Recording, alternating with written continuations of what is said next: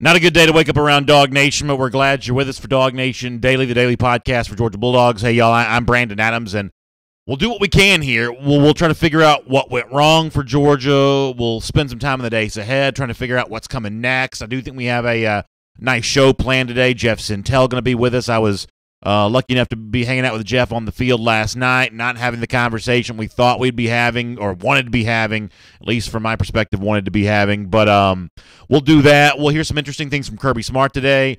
I think some important words are going to be spoken on this show by Nick Chubb and Sony Michel. And listen, I'm not going to be able to make you feel better. You're not going to, when this show's done, you're not going to say, "Yep, that's it. I'm ready to move on. I feel better now." No, that's not going to come for a while for DawgNation. Obviously, it is a heartbreaker versus Alabama, but we'll do our part to try to make sense of it. I am glad you're here as DawgNation Daily begins right now. Presented by DawgNation.com. This is DawgNation Daily, the daily podcast for Georgia Bulldogs fans. Here's your host, Brandon Adams. You know, I can't really sugarcoat it. I am devastated today. This is one of those shows where if you happen to be watching on video, I don't look very good, probably a little puffy around the eyes and face here. But we are here to talk about what happened. Georgia loses in overtime, heartbreaking fashion to the Alabama Crimson Tide, 26-23. And, you know, there are a lot of emotions I think you can express coming off something like this. You know, you can be angry about some of the things either Georgia did do, didn't do. I think some people are going to try to creep in here with some optimism of, hey, Georgia's got a lot brighter future ahead. There's plenty more days to come for good things for Georgia. And, you know, to a degree, both those emotions are probably true. There probably are some reasons to be a little angry, a little frustrated, you know, disappointed in some decisions that were made, some things that happened during the game. And Georgia, I mean, I just think almost objectively would seem to be one of the college football teams on the rise in a big way.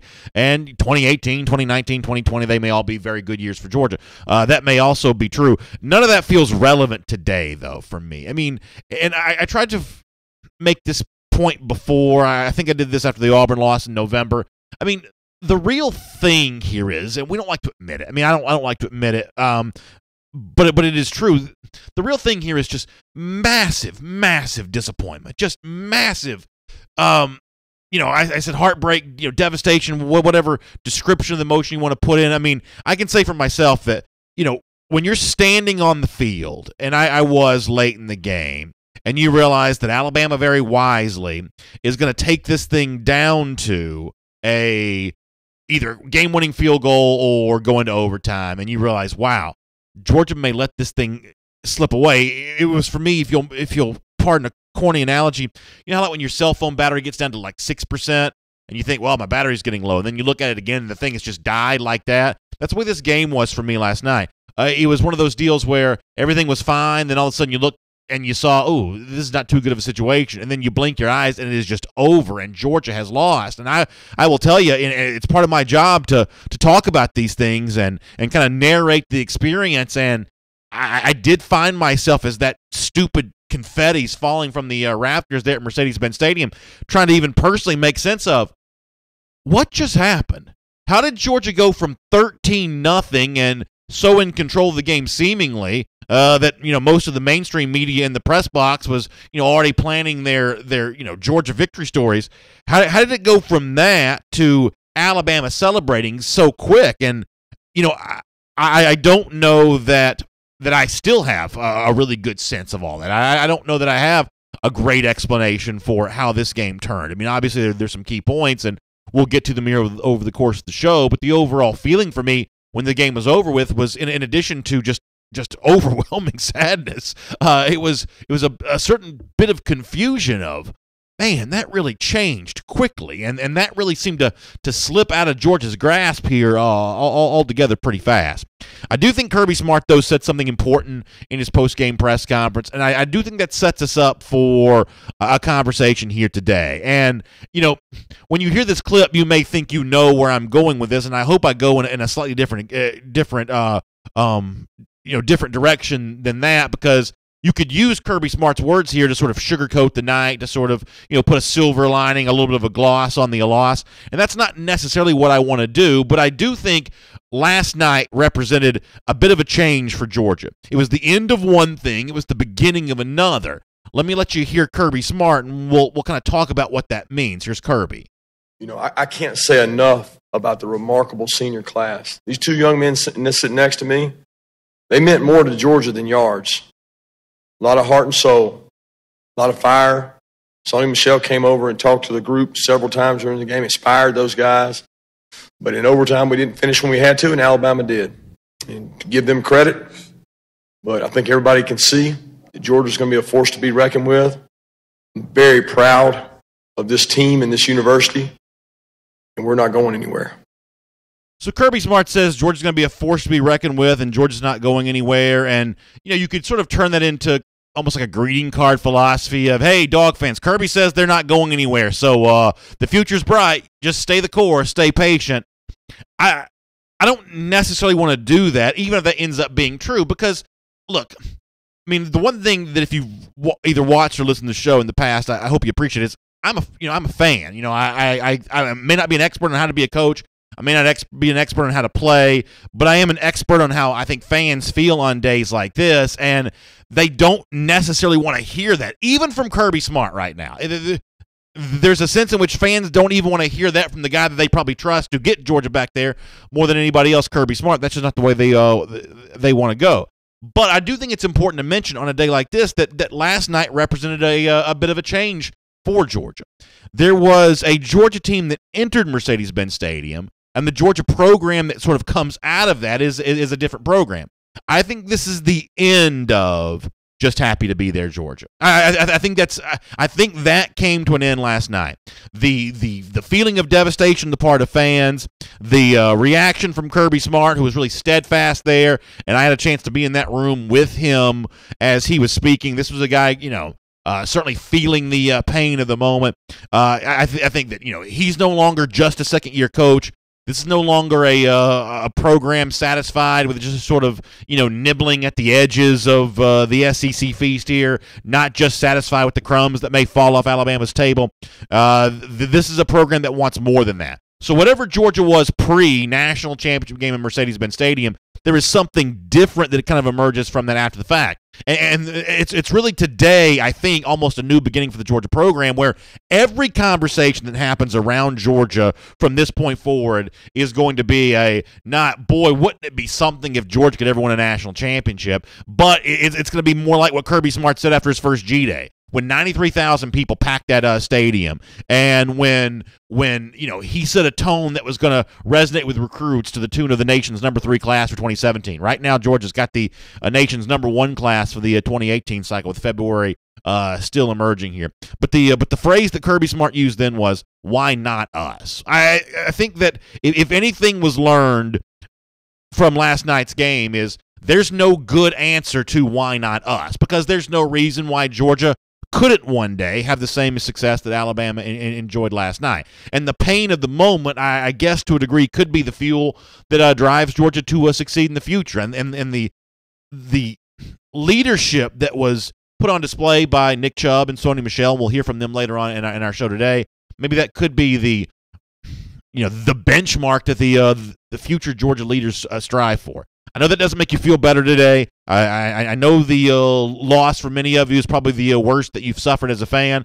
A lot of you spent thousands of dollars on these tickets. A lot of you stood in the rain for hours to get into the stadium. And I heard some horror stories about what was going on there trying to do that. But that's the price that Georgia fans are seemingly willing to pay each and every game. The support's been through the roof this year. It obviously does not end in a fashion that Georgia fans like, and the only thing we can do here moving forward is figure out in the days, weeks, months ahead how next time it can go better for the Georgia Bulldogs. My name is Brandon Adams. This is DawgNation Daily, the daily podcast for Georgia Bulldogs fans. I am glad to have you with us. Whether you're watching us on video, listen to us on the radio, you can check us out podcast form, of course, iTunes, SoundCloud. I'll post the show at DawgNation.com, and I do not take it for granted that you would be with us on a day like this, because I certainly understand that kind of reliving this moment is the last thing that many of you want to do. I totally get that.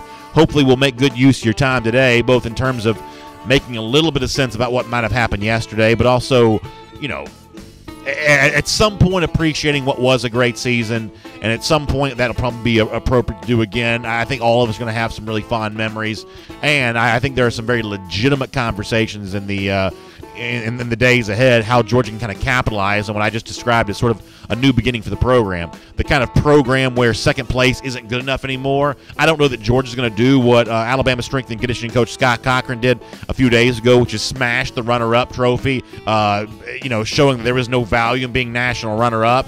I don't know if Georgia will participate in that symbolism or not, but I do truly believe that the feeling that Alabama has, I think that same feeling exists with Georgia.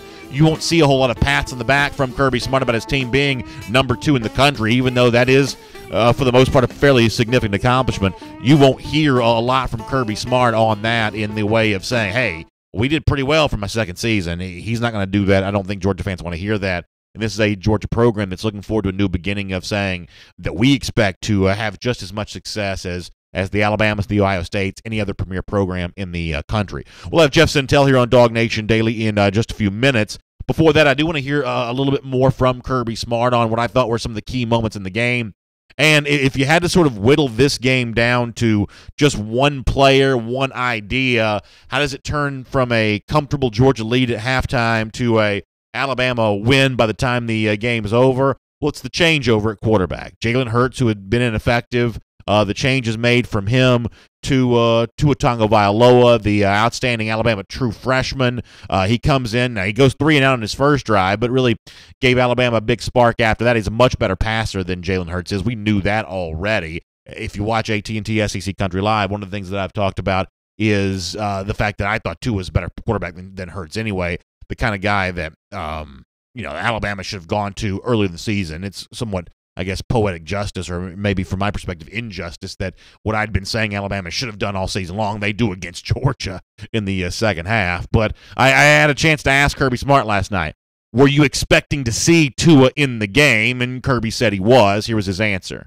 We had talked long about it and talked about how the ways we'd play him. He had played enough snaps. We'd seen him on tape. We told everybody at halftime there was no question that they were going to him because they were struggling and they needed some momentum. And he provided them some juice and got them some momentum, got the momentum swung back their way. And he's a good player. He's got confidence in his arm. He scrambles and makes plays, throws the ball downfield. A really talented freshman. I mean, he reminds you of Jake with a lot of the things he did. He's got poise in the pocket, and he made the plays when he had to. Look, here's the point I want to make about Tua Tagovailoa coming in the game. I think he is a really good quarterback. I think everything that Kirby Smart just said there is true. We'll talk more about what this means for Alabama, moving forward later on the show. But I think that Tua may be the quarterback for the Crimson Tide now. I think at least he probably should be. And I think that speaks to an important point about what college football is. You hear a lot of mainstream media people, talking heads on TV, sports radio guys, old guard sports writers, and they treat college football sometimes like it's some sort of mystical force. They trade more in superstition than actual tangible facts. They talk about, Georgia always falling short in the big game, and this game sort of seems to fit in that narrative a little bit. They talk about Nick Saban having that something extra that he can reach down and grab when the game's on the line. He's some sort of, wizard on the sideline that knows what button to push. And I think for the most part, all of that is just hogwash. I just do. I think college football is actually a fairly simple, straightforward game. I think players win games. And I think the reason why Alabama's had great success is because of the depth of the roster. I think last night was a perfect example of that. Alabama had Jalen Hurts. He was the offensive player of the game for the Sugar Bowl. He was the reigning SEC, or actually was the 2016 SEC Player of the Year. And when he struggled, Alabama was able to go to a quarterback on the bench that was even better than Jalen Hurts. That's just an example of the recruiting success that Alabama's enjoyed. The same thing's true for Najee Harris, the freshman running back that was put in the game last night. He provided a big spark. I told you yesterday on DawgNation Daily I was concerned about those freshman wide receivers who I thought were a mismatch for the Georgia secondary. Devontae Smith ends up catching the game winner. It's the talent that Alabama has that still wins the day, including against a very talented team like Georgia. Alabama just sort of has that extra talent edge, and that was a lot for Georgia to overcome last night, including the insertion of Tua Tagovailoa in the game. You got to give Alabama credit for what it's done on the recruiting trail. And it's one of the reasons why we talk about recruiting so much here on DawgNation Daily, because where Alabama is, Georgia wants to go, and the path towards that are National Signing Day. Of course, Kirby Smart and Georgia also going to get maybe a little bit of criticism for how the play calling went last night. A lot of passes early in the game, maybe not enough of Sony Michel, who had some big moments for Georgia. Kirby Smart was sort of asked to explain what he viewed as his offensive game plan and why it was orchestrated the way that it was. Here's Kirby on that. Yeah, you know, I don't know if they're first in the country on rush defense. I don't know, but they got big physical guys up front. It's hard to run the ball against Alabama. It's really tough. That's what makes them great. They've got depth in the front. You know, Nick does a tremendous job recruiting defensive linemen, and they make it really hard to run the ball. So we wanted to be able to throw it, loosen them up. Thought Jake did a good job, and then in the end, we were able to run the ball some. When it mattered most and counted most, we couldn't close it out and run the ball for some first downs. It probably hurt us. Thought it was telling on Sunday during the joint press conference, Nick Saban, Kirby Smart together. They were both asked to discuss their biggest concern for the game. And Kirby Smart's biggest concern was Alabama's lines of scrimmage, offensive and defensive line. Nick Saban's biggest concern was more inward focus. How well were they going to execute? Were they going to avoid mistakes? Were they going to avoid errors? And to me, and I said this on SEC Country Live, our special broadcast there on that day, it sounded like Nick Saban was speaking from the perspective of being the favorite, and it sounded like Kirby Smart was speaking from the perspective of being the point spread underdog. And last night, I thought that Georgia had a game plan that underdogs would employ. I think that's probably the right way to go. Now, it doesn't completely work out the way that Georgia wanted it to, but overall, I don't have a lot of fault in the Georgia game plan because I thought it was an underdog's game plan, and Georgia was a bit of an underdog in this game. It almost worked out to the tune of a win. Ends up being a heartbreaking, devastating loss. We're glad to have you with us here today on DawgNation Daily as we talk about all of that, including right now as we welcome in our buddy Jeff Sentell. From Athens and across the SEC or wherever the recruiting trail may lead, here's a DawgNation.com insider. Oh, Jeff Sentell, we need your help today, buddy. We are not in good spirits. We are not in a good mood here in this program. Dog fans, I'm seeing them in the comment section.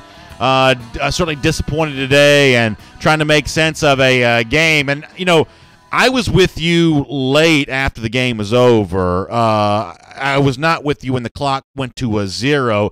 I don't know if you felt the way that I did, but I described this a moment ago that, you know, for me, in addition to the disappointment I felt when Georgia lost, there was also a certain sense of confusion of how did it seemingly slip away from Georgia so quickly? Did you have any feeling like that of, you know, almost like sand through an hourglass? You know, this thing, when it started running downhill, really seemed to just get away fast, right? Well, Brandon, there was just a suddenness to it all, and that's maybe the hardest way to think about is there was no summoning of effort thinking that this play is on the line for this football program, and this is maybe perhaps when they have to hunker down. It's basically the opposite ending and the opposite feeling in everyone's stomach this morning as the Oklahoma game was for all those Sooner fans out in Pasadena. Just the wild swing of emotions where it looks like Alabama just, you know, choked out that clock. They have a gimme chip shot field goal that is missed. New life for Georgia. Georgia can't get the ball going, can't get things going running the ball. They have a devastating sack, but still come up with a 51-yard field goal. And then all of a sudden there's a glimmer there, especially after that big-time sack by Georgia where they finally get to Tua. And as Davin Bellamy said in the postgame locker room about 19 times, second and 26 beat Georgia. The final score is Alabama 26, Georgia 23. But that game's over, and I can expect to see that game rematched in the SEC championship game later this year in Mercedes-Benz, maybe 11 months away. And I will tell you right now, as we're looking at the scoreboard and what things unfold for the future, Georgia is recruiting at a higher level. Georgia has 6 5-stars signed into the program. Alabama only has 1.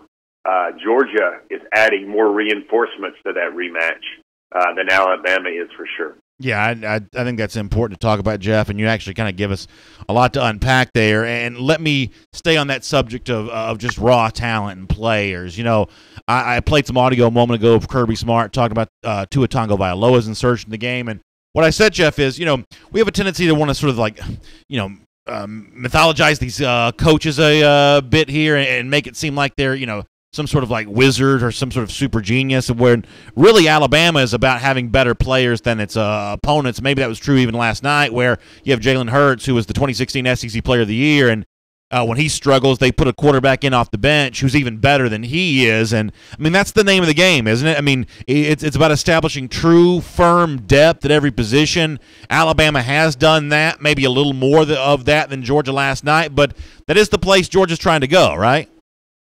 Correct. And, Brandon, I think we said on our Dixie Vodka Memorial show after that one in Mercedes-Benz Stadium, I consider Alabama to be the last, perhaps, true dynasty in college football. Very hard with so much parity to do what Alabama has done. And Georgia is not, and does not. They're not supposed to catch Alabama in one season or two seasons, but they almost have. Pretty stark moment for me was they call this in every level of football. They call it getting off the bus. They call it the eyeball test. And when Alabama and Georgia got to go to Media Day on Saturday back-to-back, there were a lot of fans in the audience. And I hope they got a chance to see that Alabama right now just has more players, more dudes, as they're called, than Georgia. Heroic effort, especially galvanized by the efforts of Georgia's seniors. They should deserve a lion's share of the credit here for the transformation.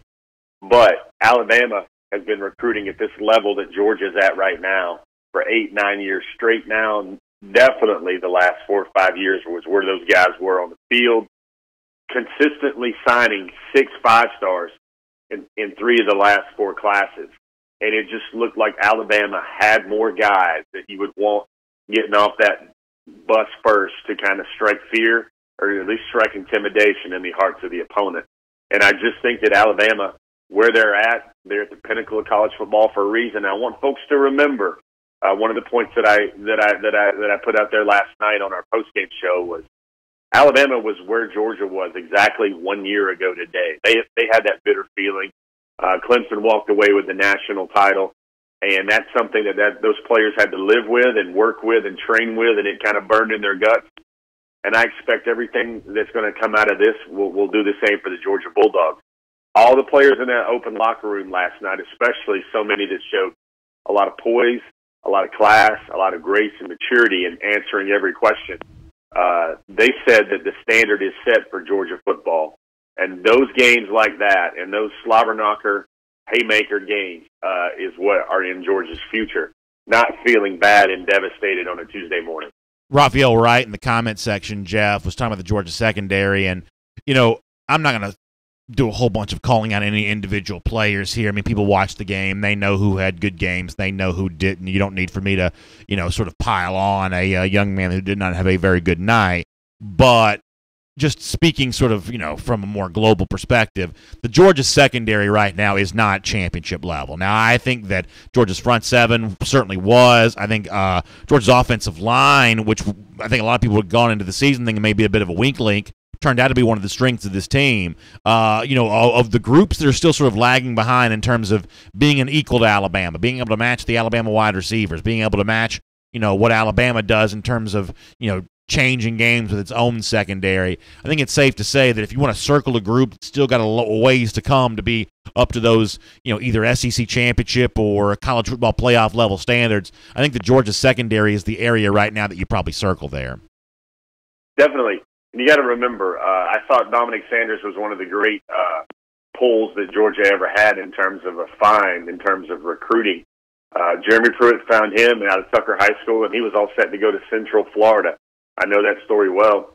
And he goes on to make 54 career starts for Georgia. You have a young man like Aaron Davis, a graduate, a great player for Georgia, started a bunch of ball games for Georgia the last few years. But those guys were not the highly rated guys. And, of course, they played like they were definitely up to a lofty star ranking. But the things you got to remember there is the raw speed, the length, the size.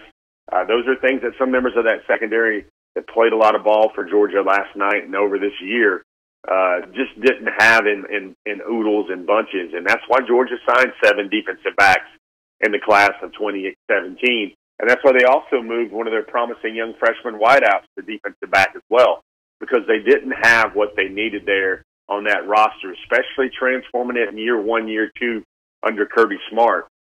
Georgia, the two glaring things for me, and this is the type of depth and ability that will only come out when you face a program like Alabama. Alabama's front on the defensive line is bigger. There's a lot more depth there with the players. You got to remember, there's a guy by the name of Deshaun Hand who was the nation's #1 player 3 seasons ago, and Alabama is just now starting to reap championship dividends from the way he's played. They've got a guy by the name of Deron Payne. Georgia's front, very, very good, especially in how Georgia's offensive line would have to hold up with that. Another area of concern where Georgia is going to get better is at the wide receiver spot, but only compared to Alabama. I've kind of contended for most of the year that the eventual title fight, so to speak, with Alabama, when that happened, you would have a tremendous matchup in Alabama's favor between the receivers for Alabama and the secondary for Georgia. And it was only magnified when Tua got into the game. Different playmaker, more consistent passer, always with his eyes looking downfield, as Davin Bellamy said last night in that very somber locker room. Tua changed the game, and he accessed that matchup, and he allowed Alabama to marginalize that matchup and make a lot of plays. Everybody remembers that 13-0 lead. Everybody remembers that 20-7 lead after Jake Fromm hit McCole Hardman for an 80-yard touchdown.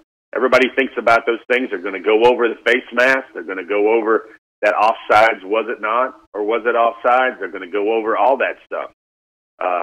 Main thing to think about, though, is that Georgia program, in terms of players, in terms of matching up with an Alabama, is just now getting started at doing that. Yeah, I think that you're right about that. But since you mentioned the officiating, Bill Lewis also brings that up in the comment section as well. How big of a role in the outcome of the game do you think some of those, what Georgia fans are going to call missed calls, were? The phantom offsides on Tyler Simmons, what could have been, a face mask, what could have been maybe a roughing the passer on against that happened to Jake Fromm. How much do you think that factors into what ultimately is the outcome of this game?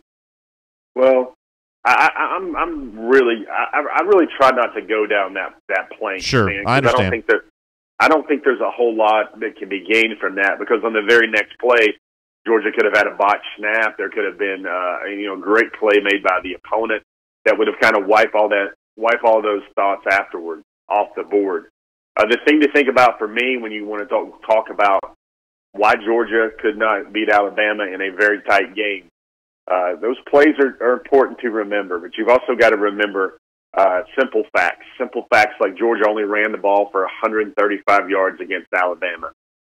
Neither Sony Michel nor Nick Chubb broke 100 yards. Sony ran like a man possessed, like a Georgia legend in his last game for the Bulldogs. I think he had 14 carries for 96 yards. Nick Chubb, the yards were just very, very hard for him to come by, especially between the tackles. And those were those gut punches and those jabs that Georgia had to do in the middle of that front. Georgia almost beat Alabama, and they did it by an unorthodox script of not having the passing game to take down Alabama. Got to remember as well, those wide receivers, that's still a spot. While Georgia has recruited good to very good over the last 1 to 2 years, they still don't have receivers. I think I've said this on your program a lot of times, Brandon, that I felt even with the emergence of Javon Wims this year and how brilliantly he's played for Georgia, I still think Alabama has 3 receivers as good as or better than anyone on the Georgia roster. You saw Jerry Jeudy make plays. You saw Mr. Ridley make plays. You saw Devonta Smith make plays. You saw Henry Ruggs make plays. Those guys, every one of those receivers I just rolled off was a top 5, top 10 receiver in the recruiting years when they came out. And I'm just going to set this matchup again. Tua's going to be a freshman. He's going to hold on to that job. The job is essentially his after what he did last night. You've got Najee Harris, freshman. You've got all those receivers, freshmen. Georgia, if it wants to win the biggest of games, they're going to have to start recruiting and landing the pieces that can defuse Alabama's biggest exclamation point. And that's going to be Tua Tagovailoa, and that's going to be all those receivers, along with everything they already brought to the table brought to the table this year with physical run first downhill football, with having a big monster dominating front seven of its own. That's just where Georgia has to go, because they're going to be teeing that thing up with Alabama almost on an annual basis for the next 3 or 4 years. Totally agree, Jeff. I think that's all well said. Let me hit a couple other quick issues, and we'll get ready to let you go here. You talk about the game plan for Georgia, the fact that neither Chubb or Michelle goes north of 100 yards in this game. I think that's a level of respect that Kirby Smart had for the Alabama defensive front, and obviously guys like Raekwon Davis and Deshaun Hand had really good games, it certainly seemed like. Do you think that Kirby and Jim Chaney showed too much respect for the Alabama defensive front, going away from the running game as much as they did, including a red-hot Sony Michel that a lot of Georgia fans just simply don't think got enough touches? Yeah, there's a fluke play, Brandon. If I was sitting there and I'm thinking about plays that marginalize the game, I want to think about, I think there's probably Georgia is up big in the third quarter with about 6 minutes left, and there's a collapsed pocket. Fromm's under duress. I think an Alabama player snags his arm as he's trying to get rid of the ball, kind of in a play that sort of mirrors or at least parallels what he did against Oklahoma, trying to dump it off to Sony. Sony was, especially to the stretch run of this season, Georgia's most effective offensive player. And there was a little dump that was waiting for him in the middle of the field, and that would have been very good, very, very, very good gain. Instead, his arm is halted on his follow-through, and then hits Deshaun Hand's helmet. Can you believe that? And then it ricochets. You want to talk about the theater of football and crazy bounces and everything else. That's a play right there. That, to me, exemplifies a lot of football. Number one, it's the great effort by the first Alabama player to put the harassment on Fromm. That's also the athletic defensive lineman that's able to come up with the interception. But it's also Georgia not being as big and as dominant and physical up front to stalemate that pressure, to give Fromm a clean pocket to make a play like that. There's a lot of instances in that football game where Georgia has been very, very, very good all season, but they weren't championship level in order to halt a terrific Alabama defensive front. All right, Jeff, people are chomping the bit. Philip Bailey, Russ Martin, they're obviously talking a lot about Isaac Taylor-Stewart, Tyson Campbell. That's a couple of those big five-star names that are still out there for Georgia. Let me wrap up here with a quick timeline of how you think the next couple of weeks are going to go for Georgia recruiting. If I'm correct, I believe the dead period ends on Thursday, I think, and at that point in time, it's going to be batting down the hatches in this mad chase for those defensive backs, for Quay Walker, a chance for Georgia to get another recruiting win against Alabama. If he can be flipped here, give me an idea of what it's looking like here over the next couple of weeks here as sort of succinctly as you can. Well, I tell you, it's going to come fast and furious for Georgia fans, because if you want an elixir to get this misery out of your stomach, well, it's coming on January the 12th. That's when Tyson Campbell, the prospect that I deem to be the biggest recruiting target on the board for Georgia. Oh, yeah. No matter what happened last night, Tyson Campbell was still the biggest number one remaining target. 5-star corner, 6'2.5", 180, 185. Tyson Campbell, if he was on that field last night, he would have been one of the 5 fastest players on the field by anyone's measure. And he's that new prototype cornerback that Kirby and Mel Tucker definitely want to add to their defense. He's visiting his official visit on January the 12th. His next official visit will be to Alabama on January the 19th. I think those are really his two schools. Those are the only officials he has planned right now. I think if he sees what he wants out of one of those two programs, that is where he will end up. There might be a late courtesy visit to Miami. But Georgia is definitely in that thing with Tyson Campbell. Isaac Taylor-Stewart, who may be the only person in high school football on the recruiting world that's faster than Tyson Campbell, just as big out of San Diego, the same high school which produced Reggie Bush. He's visiting on January the 26th. Georgia has 20 signees. They have 3 public commitments. I don't foresee all 3 of those guys remaining in the class. I think Quay Walker even put it to me pretty accurately when he said he feels like Georgia has 2 remaining spots. That's what he's been told in the class of 2018. Do the math. If Georgia loses only one of those guys, it might be a defensive back, especially if they get Tyson Campbell. Then Tyson Campbell and Quay Walker could be the close to this recruiting class. Or it could be Tyson Campbell and Isaac Taylor-Stewart. Got to be wary about Isaac Taylor Stewart, though, because even though he said all those right things at the Army Bowl, and even a lot of those guys at Georgia signees worked on him heavily at the Army Bowl, still never been to Georgia. He's also not making his official visit to Georgia until January the 26th. So if you really want that tonic, you really want some medicine to cure those ills, the 5-star cornerback that Georgia desperately needs to blanket and shadow Alabama's strength at receiver over the next 3 to 4 years, he is officially visiting Georgia on the 12th. Yeah, listen, that's as good as it gets, Jeff. I think you've struck the right balance here.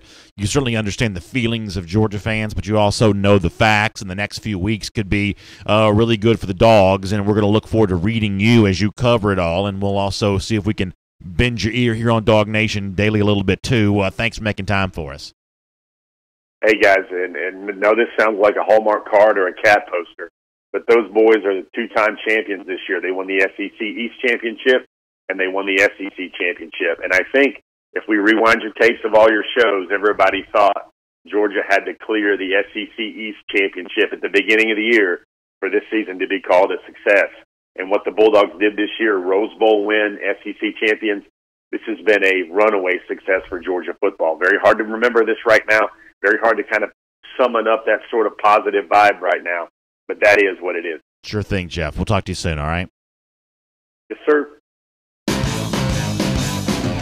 Let's take a look around the rest of the league. This is SEC Through. Yeah, I'm going to tell you this right now. You know, we're obviously kind of down in the dumps a little bit today, but this is a one-day thing for us. You know, 24-hour rule, whatever. Sometimes we don't exactly follow that for wins, but we're definitely going to follow that for losses. And starting tomorrow, we're hitting hard. I mean hard. A lot of the stuff that Jeff just talked about right there. The pursuit of Tyson Campbell, the pursuit of Isaac Taylor Stewart, chasing down Quay Walker. I mean, we're talking about this. And, you know, in the comment section, a lot of folks have been wondering because it's been kind of interesting. You know, DawgNation Daily, I've been fortunate enough to be on the air here for about 3 years and been fortunate enough to have so many of you that have been with us since the beginning.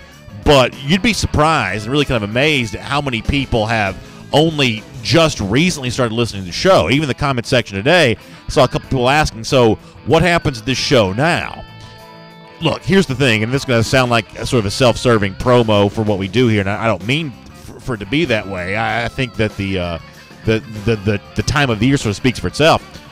But in a lot of ways, this is when the real fun begins. And starting tomorrow, we'll kind of show you how that is as, you know, Georgia kind of gets back to work here towards being back in this spot and in a better position to win it this time 12 months from now. And so we're going to be right there with you in the – some of y'all talk about the pit of misery. We're going to be right there with you in that pit of misery today. But tomorrow we're climbing out. We're dusting ourselves off. And we're going to start talking about what Georgia's doing to better itself for these kinds of positions in the future. So I guess in a certain extent that's sort of a promo for the fact that DawgNation Daily is here for you 12 months a year, 52 weeks a year, 5 days a week. We don't go anywhere.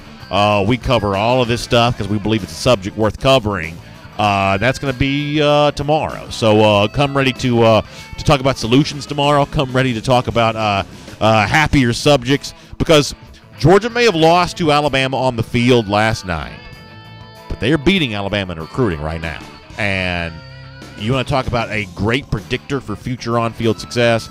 It's what you do here leading up to February, what you did leading up to December 20th. And right now, Georgia's getting recruiting wins that Alabama was used to getting. You don't want to hear that today. That seems like a consolation prize, but just take my word for it. We'll be talking about a lot of those guys tomorrow, including Tyson Campbell, the big 5-star who's still out there, who I think has a really good chance of choosing Georgia over Alabama. I will tell you here as we transition to our SEC through, the DawgNation Daily is brought to you in part by my friends at MyBookie. You want to make yourself feel better about what happened last night? How about with some NFL playoff action coming up this weekend? Maybe you get some bets down on some games, and maybe you're a winner. And if you are going to be a winner, the smart thing to do is to play where the pros play at mybookie.ag. I'm talking about point spreads and over-unders. You can do, money line. You can do it all there, mybookie.ag. And right now, even though the season's over, the promo code continues. You can use the promo code DawgNation, spelled the way it's supposed to be, D-A-W-G. Use that promo code DawgNation. My friends at MyBookie are going to match your first deposit up to 100%. But you got to act now while it's still available. Promo code DawgNation, DAWG. Use that promo code at the website mybookie.ag. You play, you win, you get paid. It is as simple as that. Promo code DawgNation, website mybookie.ag, and your first deposit can be matched up to 100%. All right, I want to hear from Nick Chubb and Sony Michel.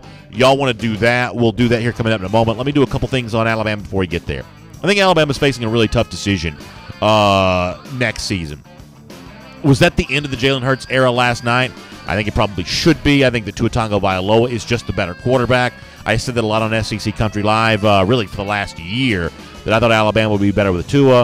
Unfortunately, I'm proven right in a game in which I didn't want to be right. The whole halftime, I'm sitting there saying, please don't put in Tua. Please don't put in Tua. Please don't put in Tua. Sure enough, there he is, number 13, right there on the field when the second half begins. But, you know, it's still somewhat hard to just sort of say goodbye to the SEC Player of the Year from his freshman season in 2016, and a guy that I think a lot of the Alabama players themselves have kind of rallied around. I think that obviously Nick Saban's going to try to say the right things. He doesn't want Hurts to transfer. He does not want Hurts to be gone before the spring or certainly before the summer, because that leaves Alabama thin at quarterback. They've got Mac Jones right now. That was another player signed in Tua's 2017 year. But if Hurts were to leave, Alabama actually becomes fairly thin at quarterback. It's a little bit similar to a Georgia in that respect, who needs Justin Fields just to sort of round out the quarterback roster right now. So Saban, even if he wants to go in the direction of Tua, has got to sort of, you know, convince Hurts that he's still got a chance to win the job back. Otherwise, Hurts is going to start shopping for a new place to play. I'll also say that Jeff talked a lot about recruiting a moment ago. I think you look at what Alabama did last night in beating Georgia. I mean, how many big-time impact freshmen make a play in this game? Najee Harris. We obviously talked a lot about Tua Tagovailoa. If you listened yesterday, you know that I was just petrified. I mean, just petrified of those Alabama freshman receivers. And I tried to say this, and this is not an I told you so tour. That's not what I'm trying to do here, but I said that the mainstream media is getting this wrong. They look at Devontae Smith and Jerry Jeudy and Henry Ruggs. They see those guys with very few catches, and they don't realize what a weapon they can be in this game against the Georgia secondary, because those guys, those receivers, are separators. Georgia needs some of those players. In 2019, they're going to get some. But those Alabama receivers are separators, and it's going to be a tough matchup for the Georgia secondary. I don't take any joy in being right about that, but I fairly explicitly, to a T, described exactly how the game ended before the game started. And that was obviously, you know, the kind of thing where Alabama's recruiting success just gave it an advantage against Georgia. And in the future, Georgia's going to try to mitigate that advantage by closing the gap with its own recruiting wins. We'll make that your SEC through. But it's not just young players that win in college football. It's also veteran leadership. It's also seniors who players can rally around. And I think it's appropriate today, as we get ready to finish up our program, that we hear from the two of the guys that Georgia has rallied around all season long: Nick Chubb, Sony Michel, the two great Georgia leaders, the two great Georgia players, the tandem of running backs with the most combined rushing yards of any two backs in college football history. And last night I had a chance to speak to them briefly in the press conference as they kind of put a cap on their Georgia career. And, you know, the thing that I asked Nick Chubb was, hey, you saw a lot of former Georgia players in the building last night. It's not inconceivable or that one day Nick Chubb could also be standing on a sideline like that. I said, would you take some comfort and take some pride in knowing that if Georgia one day wins a national championship, you were on the team that kind of started that laid the foundation, even if you yourself is not one of the guys holding on to the championship rings? And here is what Nick Chubb said about that. Yeah, it's a special place at Georgia, man. You see guys coming back that's playing in the league, come back to support us, and I know we feel the same way, man. Just it's amazing here at Georgia, and a lot of support around this area. Yeah, I don't doubt Nick Chubb's love for the Dogs any way whatsoever, and I also don't doubt the love that Dog fans have for Nick Chubb. They're incredibly proud of the way that he's worn the number 27 here at Georgia over the last 4 years. They feel the same way about Georgia running back Sony Michel, who probably went into a little bit more detail about what it means to be a part of the group that kind of gets it started here. And I do believe that they got it started. I think there's better days coming for Georgia, and it stinks that Chubb and Michel aren't the ones that get to hold on to that national championship trophy, because I mean, from my perspective, and I think probably from your perspective as well, they deserved it. I mean, how can you play harder?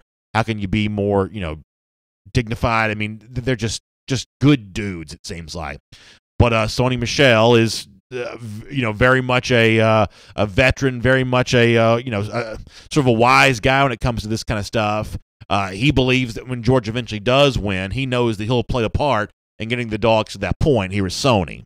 We try to set the standard high so our younger guys can know, where to take it from here. We fell short today, and I think guys that's coming back understand what it's going to take plus more to get back here. Yeah, I mean, I think that, one of the themes of today's show has been how you feel now as a fan versus how you will feel in a few days, few weeks, couple months. One of the feelings that probably hasn't fully formed yet, but will form a lot in the time ahead, is that sense of gratitude for Michelle and Chubb and Lorenzo Carter and Davin Bellamy and Dominic Sanders and Isaiah Wynn, and you'll include Roquan Smith in there because he's likely gone.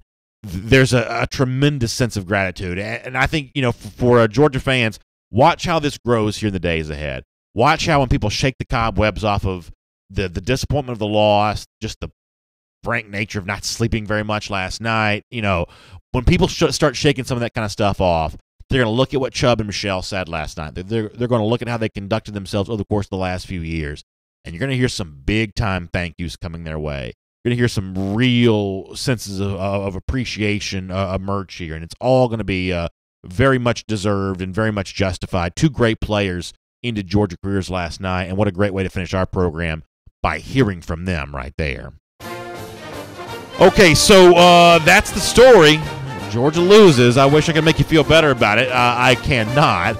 But as we said a moment ago, starting tomorrow, we're shaking all that off. No more doom and gloom from us. We'll live in it today. Pit of misery, as y'all like to say. But, we'll back tomorrow, and obviously a much more optimistic tone because look, the future is bright for Georgia. And, I'm not just a sunshine pumper for saying that. I mean, there are other websites that cover this stuff. They rank recruits, they rank teams, and Georgia's doing pretty well in all those regards. So let's not act like the sky is necessarily falling here, but I certainly feel the same sense of pain that y'all feel today. I know you don't care about the Gators right now. October's a long way away, but look, 291 days from right now, Georgia's going to go back to Florida. They're going to beat up on Florida again, and all this will be very far in the rearview mirror. It's our Gator Hitter Countdown. We do it every single day, and we'll see you tomorrow on DawgNation Daily. Well, y'all, I did the best I could. I don't know if I'm getting an applause from our buddy Hannah in there. I don't know if I said everything that y'all needed for me to say or everything that you want to say, but that's one of the reasons why we have this portion of the show, so you can tell me what I got wrong. You can tell me your thoughts. You can tell me where you think Georgia goes from here. And for the next few minutes, we'll just sort of let it rip here, and you can kind of run into the comment section. Eric Moody says he's not feeling very dilly-dilly right now. Eric, I know what you mean, buddy. I know what you mean. Frank Crowder says, what's up with D'Angelo Gibbs? Yeah, that's going to be one of those big offseason conversations of figuring out how he fits into Georgia's future plans. I still think he's a big part of Georgia's future. I know this 2017 season doesn't end the way he probably wants it to. We'll probably do a lot of that with Seth and Chip, Jeff Sentell, who knows D'Angelo well. We'll do a lot of that. Thanks for the kind words, y'all. Nick Lurch, Wayne Folan. Appreciate that. Chris Sapp says, what a year, what a great ride, so many great memories. Going to really miss this senior class. Yeah, Chris, I was actually kind of wondering that myself. When will it be fun to talk about these memories? When's that going to be the appropriate thing to do? Because for me, I have never had a year like this. And, I was lucky enough to be at Notre Dame and lucky enough to be at the Rose Bowl. These were tremendous, tremendous memories for me.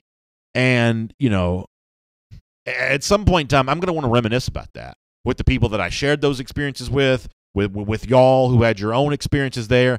I'm going to want to talk about that. I'm going to want to say, man, can you believe that we got to do that here in 2017? It's not appropriate to do it today because obviously right now what matters the most is what we just experienced with the Georgia loss to Alabama. But at a certain point in time, I'm going to want to look back on this as the most special season of of really my life. I think about this, think about 2002, back when I was a lot younger and had a lot more freedom to go to a lot more games and just sort of hang out and relax. I wasn't working in media yet. I could just kind of just experience the games as a fan. That was a special season for me as well. But this is very high on my list.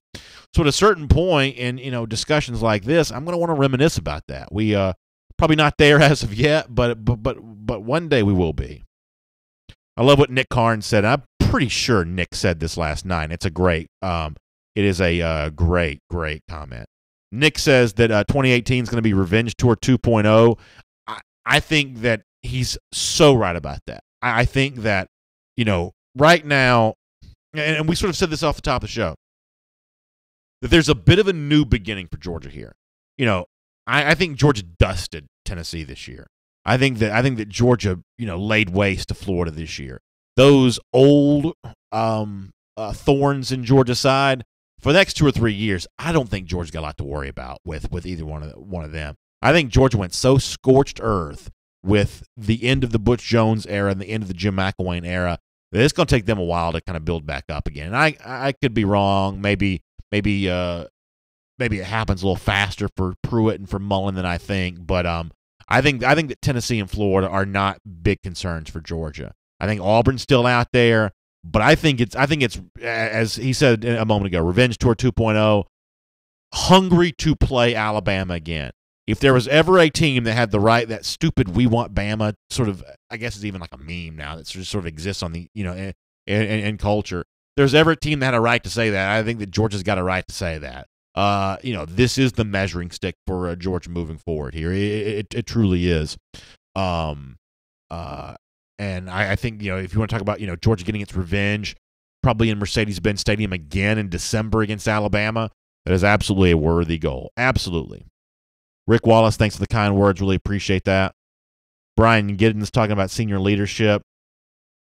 And, Kirby Smart did say that he hopes that the guys in the locker room last night who are going to still be around, he hopes that they learn from what Michelle and Chubb and Carter, all did. And I think raising the talent level is going to happen. The overall composite roster for Georgia next season is going to be higher than it is right now. But getting guys to fill the void that these leaders, and Kirby pivots to leadership all the time, and I don't think that's just something he says so he can, kind of filibuster his way through a press conference. I think that he really means that. And, finding guys who are going to do that, I think, is a challenge. It's one thing we'll have to talk about for sure. Rob Watson upset with the officiating. And listen, I'm right there with you. When you see the replay on the offsides on the block punt, look, I'm a fan, y'all. I'm right there with you. When I see that replay, I'm seeing it on my phone, and you realize, oh man, that could have been a block punt. That's really disappointing. But, and this is not coach speak, I really do believe this is true. I don't think Georgia lost this game last night because of officiating. I just don't. I think that obviously, the 3 or 4 calls that you might point out, I think all in the third quarter, I believe. Those calls going against Georgia certainly don't help things, but I don't think that's what cost Georgia the game. And I've got no problem with you being upset about those individual calls, especially the block punt, which may have been the most egregious. I don't have a problem with you being upset about that. In the moment, I'm pretty upset about it too. But I don't believe that's why. I don't believe that's why Georgia lost this game last night. I don't believe that at all. All right, there's some stuff coming in. So I'm seeing a report here from the Seattle Times. This is a Google search here of the Seattle Times. The writer is Adam Jude. The headline, it says, sources, Georgia quarterback Jacob Eason, the former Lake Stevens star, expected to transfer to Washington. This is coming out here pretty quick. This is from Adam Jude from the Seattle Times. Seattle Times is about as big a media outlet in the Northwest you can get. What Adam Jude writes is, barring a last-minute change of heart, former Lake Stevens high school star Jacob Eason is expected to transfer from Georgia to Washington for the next step in his college football career. Multiple sources told the Seattle Times. Eason, a 6'5" sophomore, would have to sit out the 2018 season. You know that already. Here's a quote from Eason. He says he's going to sit down with his family, try to figure that out. The Seattle Times was apparently in Atlanta last night, for this interview in the locker room. It's an open locker room after bowl games, SEC championship, things like that. Eason's obviously been a good teammate through all of this. These are my words. I'm not reading this. Trying to find out if there's any more news in here. So, Adam Jude, Seattle Times staff reporter, says that barring a last-minute change of heart, Jacob Eason expected to transfer from Georgia to Washington. Now, I will notice here that what comes in is that, he certainly leaves himself some wiggle room by saying barring a last-minute change of heart. That means he doesn't have the story fully and completely, so that means there's still plenty of room to, it'd be one, I'm not a journalist by trade. I didn't, I'm not a journalism major or anything like that, but I've been around enough journalists to sort of see how this kind of stuff goes. If you've got the story, the way that you write the story is Jacob Eason's transferring to Washington. If you don't have the story, but you want to report it first, you write what Adam Jude just wrote, which is barring a last-minute change of heart, blah, blah, blah. Those are sort of qualifiers that give yourself a little bit of wiggle room if it ends up not being correct here. But Seattle Times is a respected media outlet. They're saying they expect Eason to transfer to Washington, and I'm seeing some stuff pop in the comment section about wishing Eason well if he were to move on, and I totally agree with that. I would certainly wish Eason well as also if this is the choice he ultimately makes. It's not official by any means whatsoever. I don't know that our DawgNation folks have anything on this as of yet. But that is kind of what's going down there in terms of what the Seattle Times is reporting on that. So we knew we'd be talking about that at some point in time here, quickly after the season ended. But nothing official on that front yet. Let me get a couple more comments. We'll get ready to get out of here.